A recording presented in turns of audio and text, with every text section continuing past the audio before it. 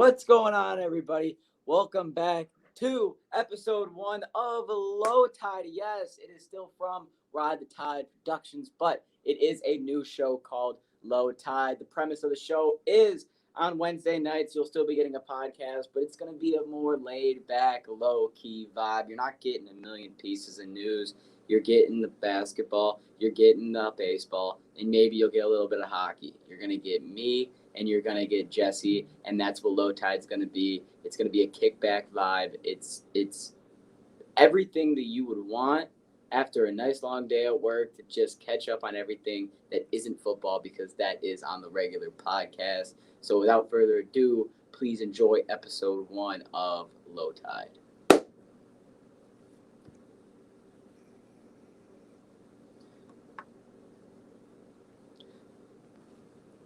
All right, here we go. It's me, and it's Big Dilly, and I'm not alone, because I got the Wanderer, Jesse, and that's all you need to know, because it's a two-man pod, and it's all the vibes you need for a Wednesday night. What do you want? Now, we're starting off with a little bit of hockey, because there is some pieces of news when it comes to the hockey world that I feel are just needed to be talked about. First off, we have the Flames. Now, when it comes to the Flames on the team, they are currently crumbling. But also off the ice, their arena is too. And it's a damn problem. The Saddle Dome, as they call it, has started to crumble. Several engineering firms are very concerned with the state of the Saddle Dome, saying the condition of the roof's concrete is worsening at an accelerated rate, and that CBS News showed that pieces of concrete have fallen loose from the roof and other pieces have been removed as well. It's not looking good for the roof. It's, a lot of organizations get worse, have bad years, but it usually doesn't happen in the stadium. It doesn't really happen all at once. They're quite literally crumbling. The franchise is just going downhill. And I mean, the amount of memes and jokes fucking write themselves. I'm just saying right now, two things can come from this. One, they already have a really nice arena, so if they make a fucking cool renovation, it's probably going to be one of the best rinks in Canada. Two, the good thing is, you're not the only arena that's in the worst problem, because Phoenix is playing at fucking Arizona State. So yeah. It could be worse. Yeah, they could be with the college.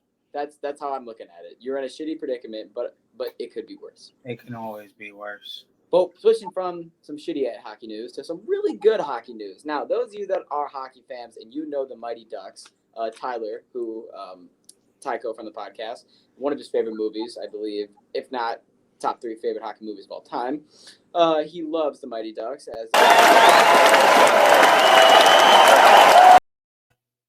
That applause right there from Tyler backstage was indicating I was correct. Now, this is some good news that I have, and that is that everyone knows about the star from the Mighty Ducks, the goalie, a.k.a. Sean Weiss, Goldberg. You know of him. You love him. But the news broke about 2 years ago that he was in very bad state. He was on hard drugs, hard pills. Honestly, he looked like he was on the brink of death. For those of you that can visually see, that is what he looked like 2 years ago. And now, as of him being completely sober for 2 years and everything going well in his life, this is what he looks like now. Almost a completely different human. Looks like he lost 30 years off his life, and I think we all love to see it. Shout out to Goldberg. Hopefully he stays sober, and just big ups to him. I mean, after times like that, most people, they can figure out their arrow straight and remember how to shoot it all like the time. Bye.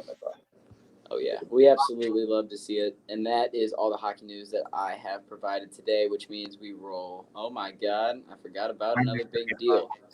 Now, when it comes to the St. Louis Blues, I don't really care a whole lot. But I know that when they have a good player and he deserves to get paid, it's a good thing.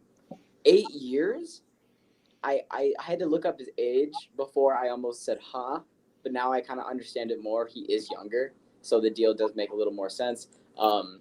8 years, $8 million for Jordan Kyrou, I think is a very good deal. I think he's a a hell of a playmaker for St. Louis. I think St. Louis has a decent team, and I think they're going to continue to just have a decent team. Yeah, and for $1 million a year, actually, You're making $1 million a year. I mean, I can't complain with that. I wish I was making $1 million a year. man, don't even get me started. Now we'll go into basketball, which is still a little bit more information. Coming Now, soon. we can start off with the biggest piece of basketball news that has come from the past week, which is the NBA is suspending Sarver. Suns and Mercury governor Robert Sarver has been suspended for 1 year and fined for $10 million after the NBA's workplace conduct investigation. The Suns GM has been suspended. Do I think this is going to do anything to their organization short term? Possibly. Good. Long term, I do not think so. If he comes back in a year. If he comes back while he's gone, I don't think it's going to be that big of a change to what happens on the field, of course. But it might, and some fans might take it out on the players, even though it ain't got nothing to do with them. I didn't know he was a racist asshole. I didn't know the reasoning why he was suspended. But if that... Oh, yeah, no, it was for racism and misogyny. Oh, shit. Well, never mind. Hope he never basically, Buddy Pal vocally said the N-word about four or five times, I believe. Hope he... Okay, well, then let me just say this. Bad I hope he never comes back. I hope that his spot is never locked, and it shouldn't be, and he should never be back in the league, and this is going to be the best thing for the Suns, and they should have already done it. Thank you for telling me that information. Yeah. Piece of shit. Now, onto some news that I just immediately saw it. Wanted to know Jesse's take. I think I know he's going to laugh, and I think I know where he's going to go with this, but I got to ask him. So, Karl Anthony Towns went on quote of saying that he believes he is the best offensive player in the NBA. But here's the kicker. He didn't just say right now. He said one of the best the NBA has ever seen. Do you think this is just, hyping himself up? Or do you think this is... Or do you think this is just an absolute blasphemy take from himself?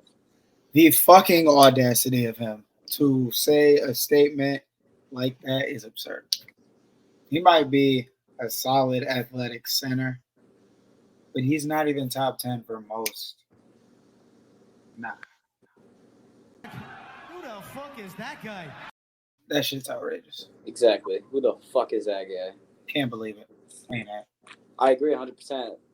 I think that there's a difference between self-confidence and stupidity, and that was a stupid statement. Just a stupid-ass statement. Just stupid as hell. And I think that now he's going to have to live with that statement. So, sucks to be you, Kat, but, I mean, you have Rudy with you now, so it doesn't really suck that bad.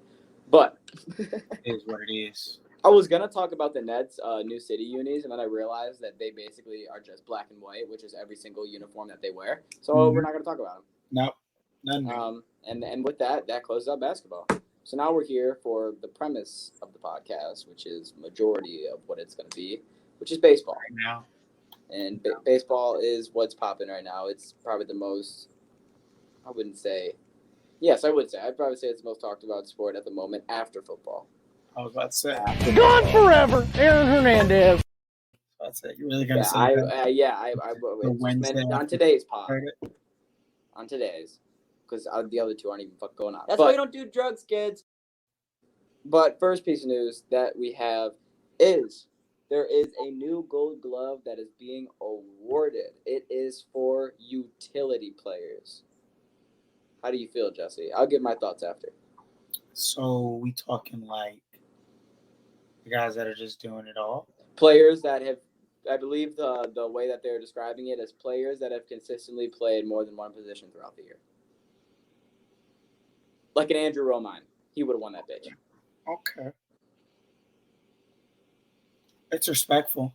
I like it. I'm going to just say I like it. Because those players I don't think get enough love. The Don Kellys, the Andrew Romines, the players that can play it all and do it all in that position. Anytime you need someone that's injured to plug in that spot to go in there and do it.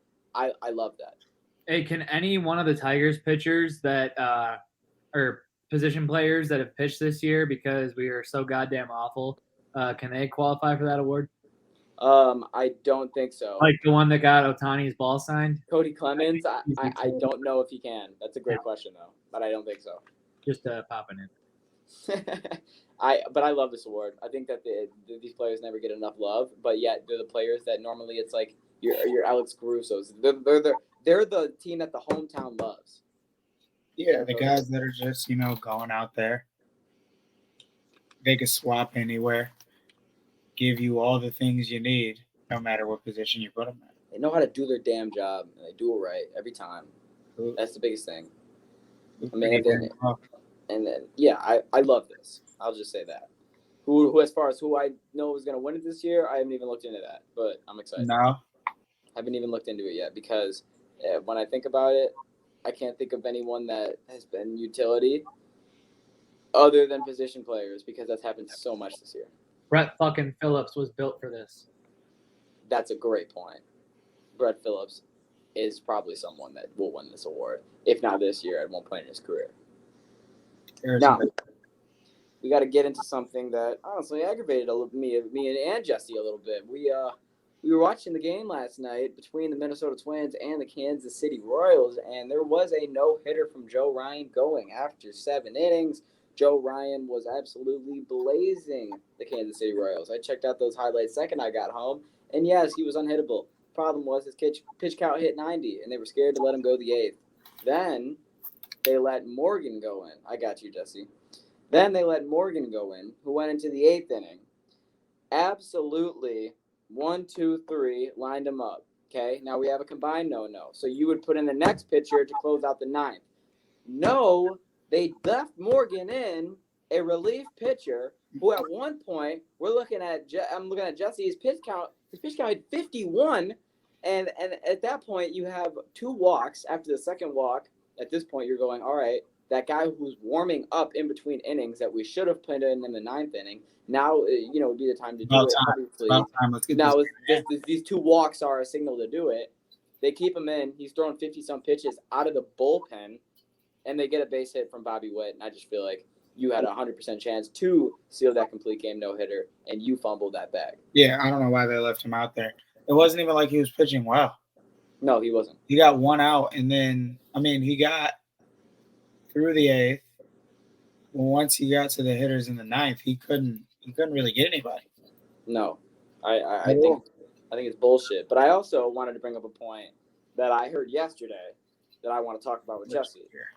Now, we found out that there has been, when I say more no-hitters, I would say double the amount of no-hitters by pitchers who have thrown 1 pitcher all game than team no-hitters. And at first, I was immediately like, you would not think that. You would think that it would be harder to do it with 1 person than with help. Yeah. But also, I also think that's a very interesting stat because then I immediately thought about when you're in a groove and you're in that spot, after the 6th, 7th inning, all right, this guy's unhittable, or this guy he's in a groove. A lot of the times, and especially a perfect game. The perfect game, that I would say that's almost any time. Yeah. So once you take them out of that groove, you bring in a new pitcher from the bullpen that has a different groove, has a different momentum shift. It makes it way easier for a hitter because they're looking at him going, thank God, we have someone we can hit now. Mm-hmm. But, Jesse, I want your take on it. I couldn't agree more because it's like, at the end of the day, bringing somebody out after somebody has just struck out the side for about, the whole game. Right. And you're just sitting there like, damn, we can't hit him. And then you see him come out, you're like, oh, shit. Like, now's my chance. This guy's fresh out here. He isn't the guy that's been dotting me up and I haven't been able to get a hit on and I'm like holding 3 on. Now I can finally cream this ball or get a hit or do something because that guy came out. And I feel like if you look down the list of down the list of pitchers who have gotten no hitters, perfect games, it's those guys that they probably could have gotten it if they had thrown a couple different pitches in another game, or they're low hitting average pitchers. Right. Or they just happened because a team was batting terribly and they usually don't. I feel like it's usually those guys that you're like, oh yeah, He definitely has a couple no hitters. Right. Yeah, that's what I'm thinking. I'm glad you agree with you. You need to put that in a briefcase and walk up out of here. But now we'll get into the no shit shocker of the fucking week. The Dodgers clinched the AL West. And they're the first team to do it. And no one's surprised. You would ask me this about 3 months ago, I would have told you, wow, you're crazy. It's not going to happen. You would have said that? They did it, but they did it. I would have told you no shit. You would have told me 3 months ago the Dodgers are going to clinch the NL West. The second they got Freddie Freeman, I would have told you, sounds about right. You would have told me the Dodgers win the National League. I would have told you, sounds about right. And if you tell me right now that the Dodgers win the World Series, I'm going to tell you that sounds about right. Gone forever, Aaron Hernandez. Yeah, it is. They got the best fucking roster in the MLB. It's been like that for 3 years. Dave Roberts is the most laid-back manager I've ever seen, and he made it that way. He started off the year saying, we're going to win it all, kicked his fucking feet up and put his hands up, and watched them dominate the league in the National League. And he's going to go back into the playoffs, probably go into GM mode with a stacked lineup, and I don't see any National League team, because they're getting number one, which means that they are competing, no wild card. I don't see any team beating them in a divisional series or an NLCS. World Series may be a different conversation if it's the Yankees and Judge, but they're too deep. I still don't think that they do it. For pitching, batting. Kershaw's back. He went fucking 7 innings. Sorry to cut you off. He went 7 innings, 9 strikeouts the other night. He's fucking back. Yep. It's unbelievable. But I just think that the Dodgers are so fucking good every year. And this year is quite possibly the best that I've seen them. It says a lot, and it also fucking pisses me off a lot. But speaking of pissing me off a lot, oh wait, no, that's for later. Good. We can talk about Judge, and then I have another thing I want to talk about. Now, on Judge. Aaron Judge hit number 56 and number 57 in the same game in Boston at Fenway Park. Number fucking 57 tied the game. So, first off, he's getting 60. Do we agree? Yeah. Okay. 60's getting hit? Okay. And then I also just want to say this.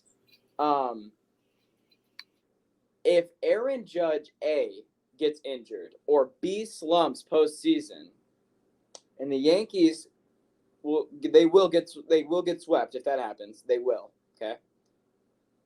Is that one of the biggest downfalls in MLB in the past fucking 10, 15 years? Because I was thinking about that for a while today. If anything happens to this man and he cannot hit the way that he's been in the postseason, whether it be that little slump that he had in the beginning of the season, if you have a fucking best of 3 series, best of 5 series, you can't do that. So you're muted. You ran out of steam at the wrong time. Can't do that. But if he get that's what I'm saying. If he gets hurt or anything, I don't know if he gets hurt. It depends on what he gets hurt doing. Because that man's got a cracked vertebrae from the way he's been carrying them. But man, he can't disappear. No, he can't. He can't disappear. And you really think they'll get swept? If Judge is injured and not in the lineup, let's say scratched, come fucking postseason, dude, I don't, especially with think about it. Because if they are, they're probably going to play Tampa, fucking Baltimore, Toronto, or Seattle, okay? That's going to be one of the 4 that they play. Seattle, it would be the first time they're in the postseason, and I don't know how long. That momentum is going to be crazy. Same goes to Baltimore. Toronto's young team this year with that atmosphere. Playoff games in Toronto, you've seen highlights, right? It's almost nearly impossible to win those games. I don't see without Judge the momentum factor in this and that, how they don't, maybe not swept, but they're not winning that series. Hi, producer Tyler popping in. What's up, guy? I think that all the teams that you just listed will beat the Yankees in the playoffs if they play them, regardless of whether or not Aaron Judge can hit a home run in that game or not. I think the Yankees fans are just meant to suffer. That's just where I'm at. I loved that last year. That's where I went into the playoffs when you and everyone were like, well, I mean, the Yankees are number one. And I said, well, it doesn't matter because they're not even going to beat Boston. And they fucking lost in the wild card. And it was amazing. It was amazing. And my next question to Jesse is a question that I feel like is insulting that I even have to ask it. But I've seen too many people and heard too many different fucking people talk about it because Aaron Judge and Shohei Ohtani are in the MVP conversation, right? And the big argument that I'm hearing everyone bring up is value, okay? Value to their team. And a lot of people are starting to now say that they would still give Shohei back-to-back because he provides the value of doing what he does on the mound every night and what he does at the plate every night, whereas Judge can only do it at the plate. I'm only bringing this up because I think it's bullshit if Judge doesn't win MVP unanimous. He has almost 20 more fucking homers than second. That hasn't happened Who since. the fuck is that guy? That hasn't happened since 1920. I think if they're going to give Judge the MVP,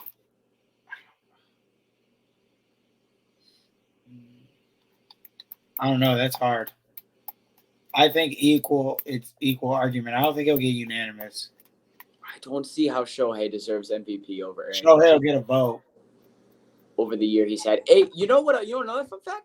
If his batting average goes up 12, right, and the 3 above him drop, he wins Triple Crown.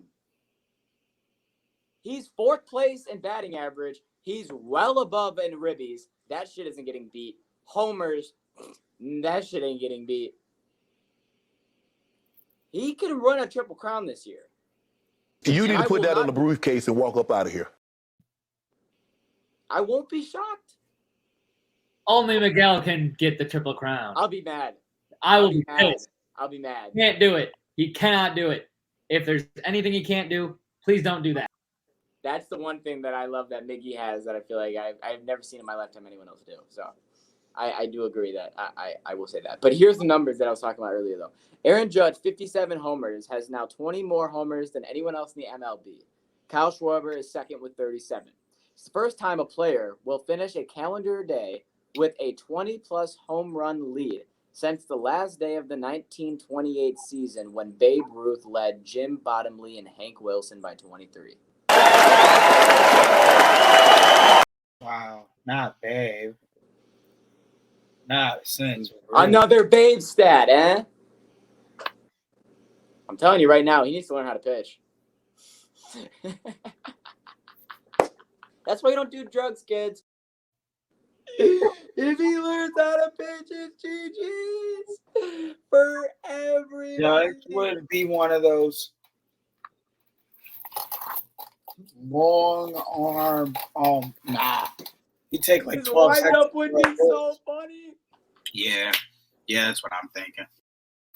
Hey, every pitch is from Couldn't do that. Judge, not that guy. Every pitch is from. There's a reason he's not on the mound already. He could probably throw a heater though. 65. Have you seen him in right field when he's chugging about his own plate? I know he's got a fucking cannon. But can he do it from the mound to the plate with accuracy? You better. I'll be pissed. I don't know about that. Anyways, You're reaching. Framber Valdez has tied an MLB stat record again. It's almost like this man just did it. Oh, wait, it's because I believe 2 weeks ago he fucking did. But Framber Valdez, once again, has tied another MLB stat. I'm trying to get that fucking stat. Here we go. The lefty has dominated the MLB. Not stat records. Start. Hard R. Astros lefty dominated the outing, tying the MLB record with 24 straight quality starts. For those of you who remember us previously mentioning, you're like, didn't he just do that? No, that was starts by a lefty. He has the most in MLB history quality starts by lefty ever. He is now tied the MLB record for left-handed and right-handed pitchers with 24. So one more start, and he does it. And you might be asking, who did he do it against? The Detroit Tigers. And what did that loss mean? The Tigers are officially the first MLB team this year eliminated. Sayonara. Gone. Goodbye. Fucking see you later. Shit. Dog shit. I'll tell you right now. No one was ready for this in the beginning of the year. Nope, we had faith. We believed in the team. We thought that the rebuild might. We fucked up. Yeah. Why did we have faith? I don't know. We're Lions fans. We know this shit. I blame myself. I won't lie. Don't speak on them in the same volume. Lions? Let's wait. When's the last time we won a Super Bowl? Let's wait a little bit. I'm confused. Never won a Super Bowl. Exactly. So I'm gonna continue to disrespect the Lions till we fucking win something. We beat the Commanders next week. You just be yapping. You won something. You just be yapping. I ain't even say that. You just want to talk. Saying. You don't want to listen. I'm listening. That's your problem. I got my listening ears on. What I was trying to tell you is give the Lions a chance to prove themselves a little bit this season. And then if they ain't doing it this season, shit, start connecting them. But we gave the Tigers their year if we swear they were supposed to do something. Let's give the Lions we swear they're supposed to do something. You feel me? The Lions better. I swear to fucking God. Exactly. But we felt this way about the Tigers too. So let's see the what problem happens. is, you know what? I hate Jesse. We're probably going to be feeling this fucking way when the Pistons play. It's going to be the same shit. When the Pistons come play, we're probably going to have the same fucking feeling. Nah, I'm not going to When feel. the Red Wings play, I'm probably also going to have the same feeling. You want to know why? Because I'm a fucking Detroit sports fan. And this is what we do. We drive ourselves fucking crazy every year because we have the same expectations and nothing happens. Because you do the same thing and nothing happens. That's the definition of fucking insanity. And that's how Detroit sports fans go insane. What's going on, guys? Tyco here, taking a quick break in the action to tell you about sixpackcoverage.com. You can go on there and check out all your favorite sports, finance, food and travel, fitness, and entertainment podcasts. They've got it all on there, as well as content from all of your favorite colleges, with more on the way and more added every day. So make sure you check that out, as well as the merchandise tab. Be sure to get all of your six-pack coverage gear at the merch tab there with the hats, flags, all that good stuff. Make sure you guys check it out today, sixpackcoverage.com. Son of a bitch. Words of Detroit. It's tough, man. But anyways, I got a little story for you. So, there was a man named Zach Little who pitched for the San Francisco Giants relief pitcher. Good man, good red beard, and he had a good sinker. Yeah. But the problem with Zach Little is he did not have a good attitude. As he was being pulled from the ninth inning, Max Kepler walked up to the mound, grabbed the ball from him after he just let the other team, I believe it was the Braves, back into the ball game and completely fucking up his relief opportunity. Max Kepler takes the ball from him, gives him a stare down.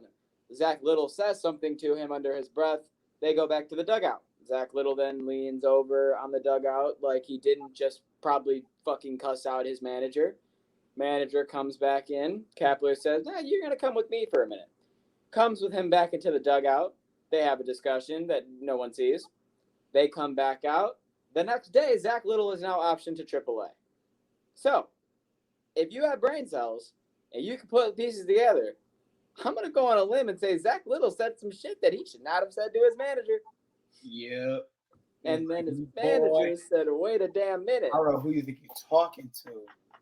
I'm going to have to let you know this ain't how we do it up here.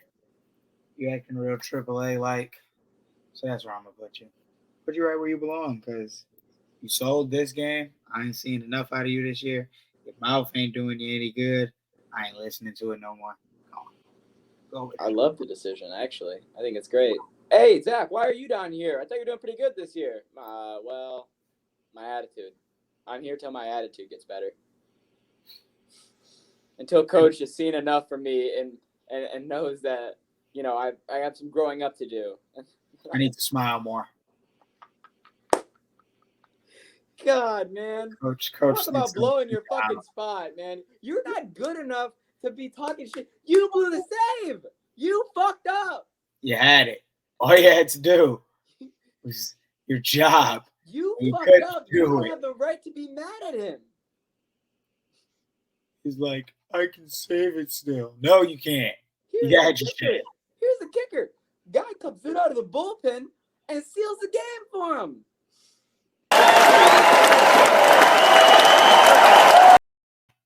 He did your job. Like that. Him if he I gets want to teabag him, lad. I want to teabag him like it's Modern Warfare 2. Fuck me. I'd send him to AA. Have fun in Sacramento. But now it's time to talk about what we love to see. Not 697, 698. He did it twice. Yeah. He did it 2 times. Boom. In the past week, Pujols is getting 700. He's at 698. We're fired up. And just when you think you can't get any better, he is a story attached, and you find out that Pujols is for the people. So in Pittsburgh, after his 697th home run, which officially tied him with Alex Rodriguez for 4th all-time before he eventually became the sole man alone, Matt and Samantha Brown caught Pujols' 697th homer, and Samantha's father passed away 1 year ago to the day. They met with Albert to give him the ball back, but he told them to keep it and then signed 2 more baseballs for them and said it would mean more to her than to Albert.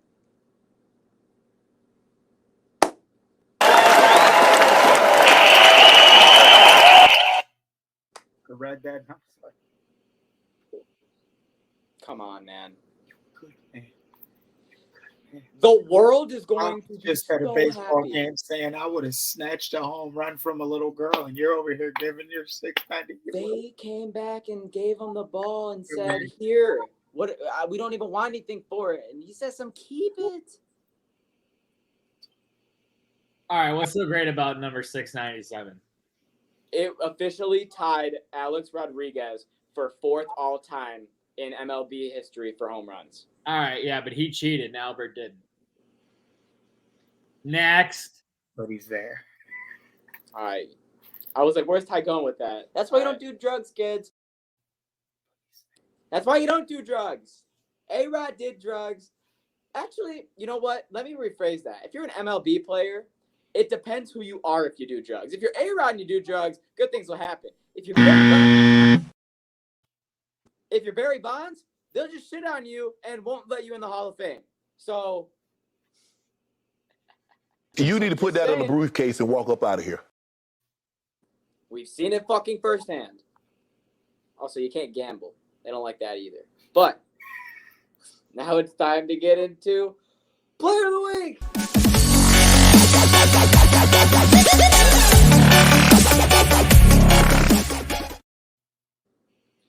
I've been doing that shit for 1.5 years, and I've never had a fucking pyro music intro with it. And Tyler, the producer man himself back there, made it for me just out of the kindness of his heart, and we appreciate it. But Player of the Week goes to Freddie Freeman. And this is officially the 3rd fucking Dodger this year. That's What do you the Player expect? of the Week. And you can't be surprised when Sure. we just told you how stacked their roster is. Freddie Freeman has absolutely been leading the league in batting average for a month now. So this isn't too surprising. His numbers are 11 hits, 6 runs, 3 home runs, 8 RBIs. He's batting .440, .531 OBP, .880 slugging in the last 7 games. And it's fair to say that everybody on the Dodgers is hitting. We talked about how everybody on the Dodgers was pitching. Sounds like I'm about to go into the same point I made earlier, so I'm going to stop talking now. After Player of the Week, when it comes to it, I have nothing else that I would like to add. Jesse, do you have anything you would like to add? I wish Freddie Freeman was doing this for the Braves. Yeah. We can talk about how the Braves are still in first place real quick, and the Mets are on they've lost 3 of their last 5. Yep, because the Braves are going to steal that spot. Oh, man. All right, you know what? Now that I'm in the wild card, this is actually good. I have a question that I want to ask Jesse. Right before I'll ask this question, and then we'll wrap this bitch up. Now, here's my question for you, Jesse. The Milwaukee Brewers and the San Diego Padres. One of them's going to make the playoffs, and one of them's not. It's as simple as that. Atlanta and Philly are locks. Out of those two teams, which one do you think is going to be in the playoffs? Which one do you think is not?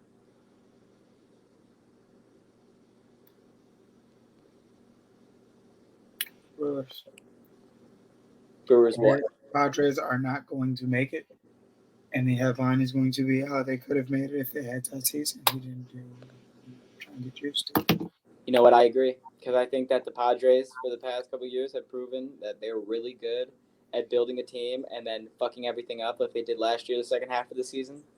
And if they somehow do not make the playoffs again, oh my God, they better be the best team in the National League next year, or hell will rain down on that franchise.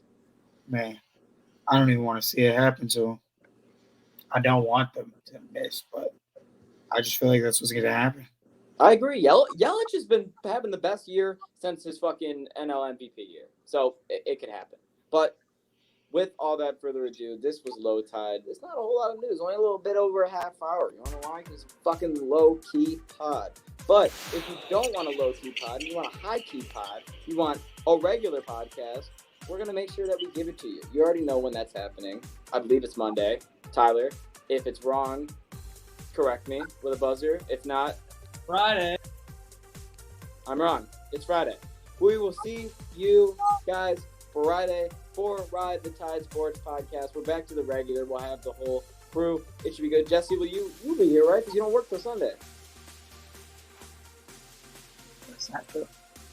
Didn't you say you only work Sunday? I'll be here for this one. Hell yeah. So we'll have the full crew on Friday night. It will be good. Once again, if you want to see anything from Ride the Tide Sports Podcast, you know where to go onto the website, Six-Pack Coverage. If you want to go on the Twitter or the Instagrams, you go to Ride the Tide 586. I'm McDilly. Thank you for joining us. We'll catch you Friday. Have a good night. Peace!